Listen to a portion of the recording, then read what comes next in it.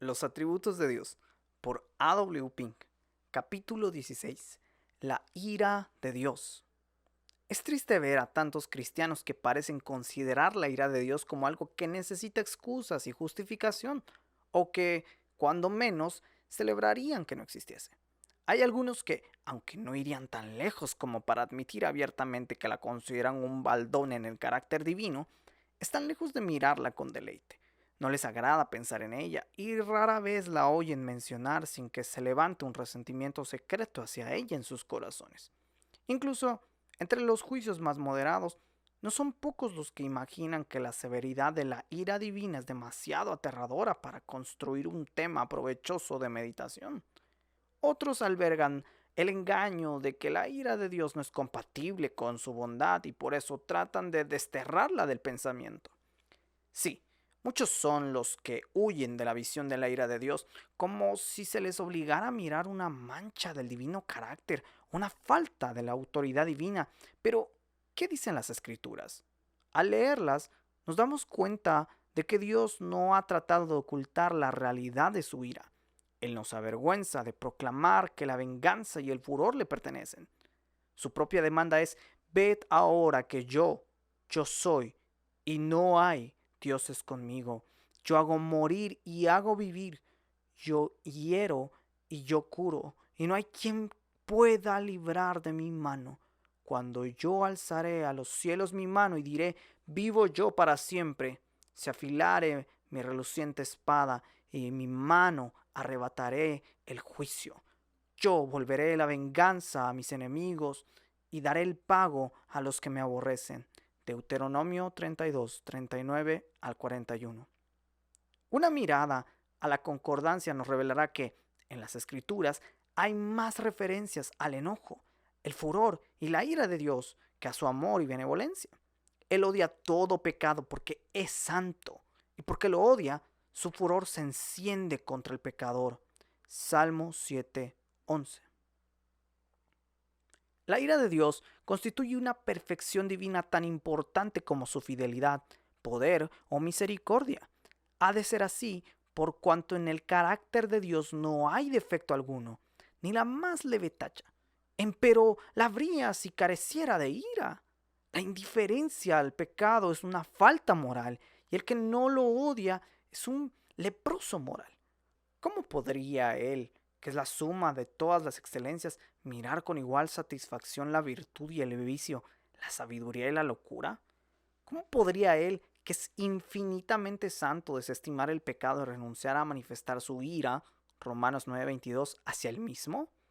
¿Cómo podría él, que se deleita solo en lo que es puro y amable, dejar de despreciar y odiar lo que es impuro y vil?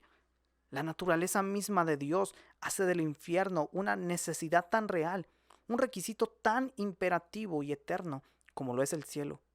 No solamente no hay en Dios imperfección alguna, sino que no hay perfección que sea menos perfecta que otra. La ira de Dios es su eterno aborrecimiento de toda injusticia. Es el desagrado e indignación de la rectitud divina ante el mal. Es la santidad de Dios puesta en acción contra el pecado. Es la causa motriz de la sentencia justa que pronuncia contra los que obran el mal. Dios se enoja contra el pecado porque es una rebelión contra su autoridad, un ultraje cometido contra su soberanía inviolable. Los que se sublevan contra el gobierno de Dios aprenderán que Dios es el Señor. Se les hará conocer la grandeza de la majestad que ellos desprecian y lo terrible que es esa ira que se les anunció y que ellos desestimaron. No es que la ira de Dios sea una venganza maligna que hiera por herir o un medio para devolver una injuria recibida. No, Dios vindicará su dominio como gobernador del universo, pero nunca será vengativo. Que la ira divina es una de las perfecciones de Dios es evidente, no solo por las consideraciones presentadas hasta el momento, sino lo que es más importante, porque así lo establecen las afirmaciones categóricas de su propia palabra, porque manifiesta es la ira de Dios del cielo. Romanos 1:8. Se manifestó cuando fue pronunciada la primera sentencia de muerte, cuando la tierra fue maldita y el hombre echado del paraíso terrenal, y después, por castigos ejemplares tales como el diluvio y la destrucción de las ciudades de la llanura con fuego del cielo, y especialmente por el reinado de la muerte en todo el mundo. Se manifestó también en la maldición de la ley para cada transgresión, y fue dada a entender en la institución del sacrificio. En el capítulo 8 de Romanos, el apóstol llama la atención de los cristianos al hecho de que la creación entera está sujeta a vanidad y gime y está de parto. La misma creación que declara que hay un Dios y publica su gloria, proclama también que es el enemigo del pecado y el vengador de los crímenes de los hombres. Pero, sobre todo, la ira de Dios fue revelada desde el cielo cuando su Hijo vino para manifestar el carácter divino, y cuando esa ira fue presentada en sus sufrimientos y muerte de un modo más tremendo que en todas las señales que había sido dado anteriormente de su enojo por el pecado. Además, el castigo futuro y eterno de los impíos se declara ahora en unos términos más solemnes y explícitos que nunca. Bajo la nueva dispensación hay dos revelaciones celestiales. Una es de ira, la otra de gracia. Robert Haldane. Por otra parte, que la ira de Dios es una perfección divina queda demostrado claramente en lo que dice el Salmo 95:11.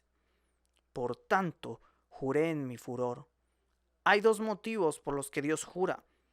Al hacer una promesa, Génesis 22:16, y al anunciar un castigo, Deuteronomio 1:34. En el primer caso, Dios juró en favor de sus hijos. En el segundo, para atemorizar a los impíos. Un juramento es una confirmación solemne. Hebreos 6:16.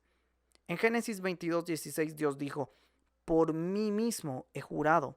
En el Salmo 89:35 declaró: una vez he jurado por mi santidad. Mientras que en el Salmo 95:11 afirmó: juré en mi furor. Así pues, el gran Jehová apela a su furor o ira como una perfección igual a su santidad. Él jura tanto por la una como por la otra. Pero aún hay más.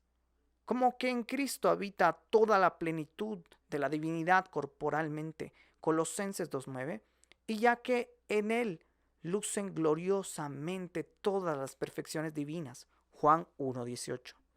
Es por ello que leemos de la ira del Cordero, Apocalipsis 6:16. La ira de Dios es una perfección del carácter divino sobre la que necesitamos meditar con frecuencia. En primer lugar, para que nuestros corazones sean debidamente inculcados del odio que Dios siente hacia el pecado. Siempre nos inclinamos a considerar frívolamente el pecado, a excusarlo y a paliar su fealdad. Pero cuando más estudiemos y meditemos la aversión de Dios hacia él mismo y su terrible venganza sobre él, más fácil será que nos demos cuenta de su enormidad.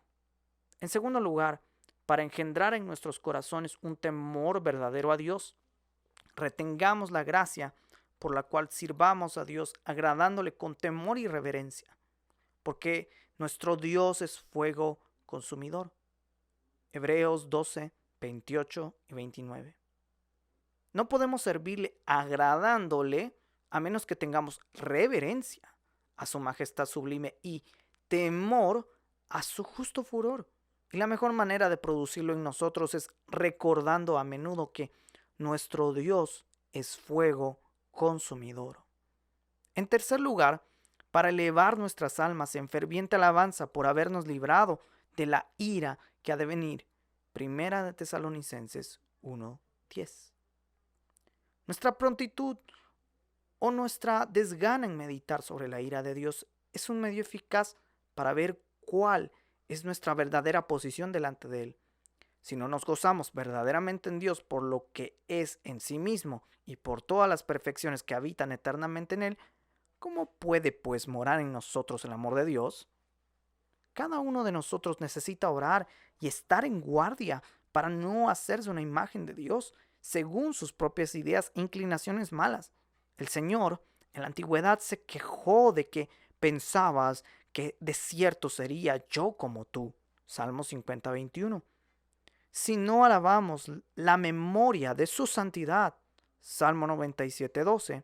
Si no nos regocijamos al saber que en un cercano día Dios desplegará gloriosamente su ira al vengarse de todos los que ahora se oponen a Él, eso es una prueba positiva de que todavía estamos en nuestros pecados, en el camino que conduce al fuego eterno. Alabad, gentes, gentiles, a su pueblo, porque Él vengará la sangre de sus siervos y volverá la venganza a sus enemigos. Deuteronomio 32:43.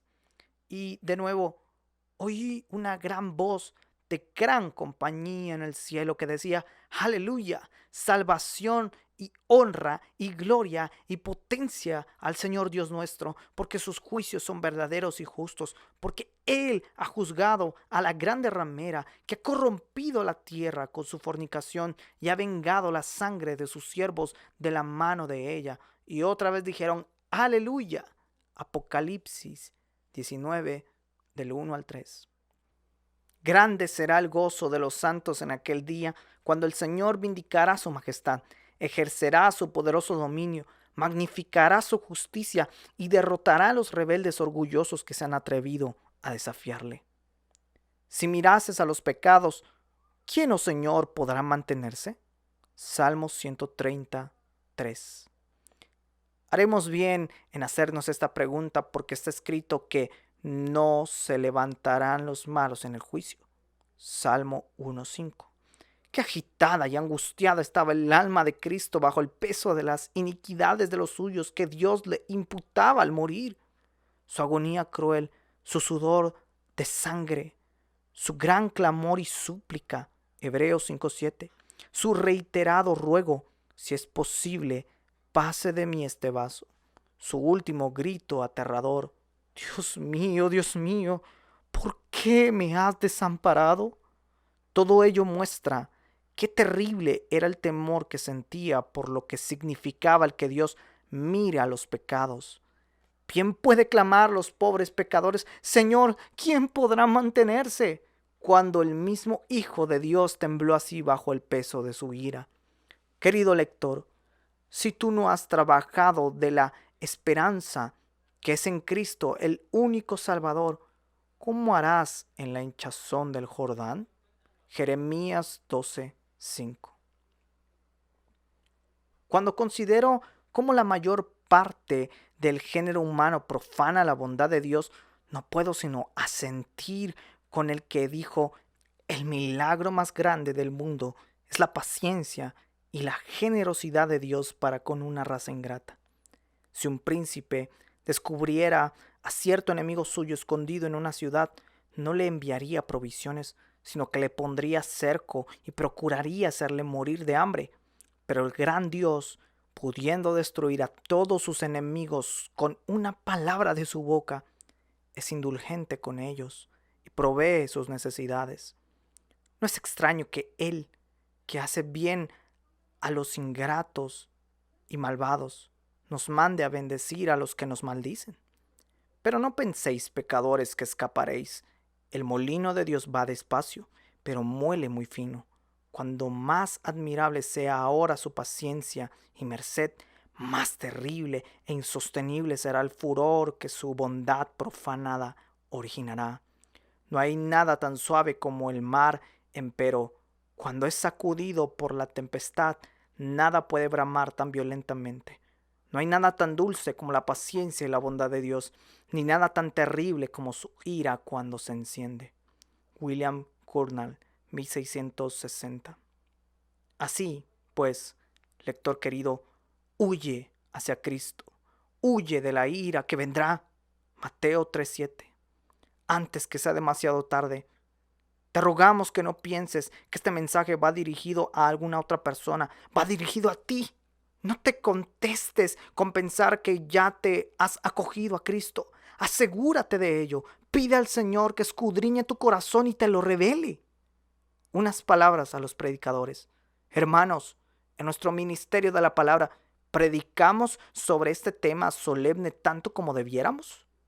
Los profetas del Antiguo Testamento decían frecuentemente a sus oyentes que sus vidas impías provocaban al Santo de Israel y que estaban atesorando para sí mismo ira para el día de la ira.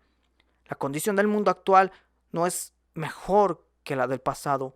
No hay nada tan eficaz para despertar a los indiferentes y para hacer que los creyentes nominales y carnales escudriñen sus corazones como el dar a conocer el hecho de que Dios está airado todos los días contra el impío. Salmos 7:11.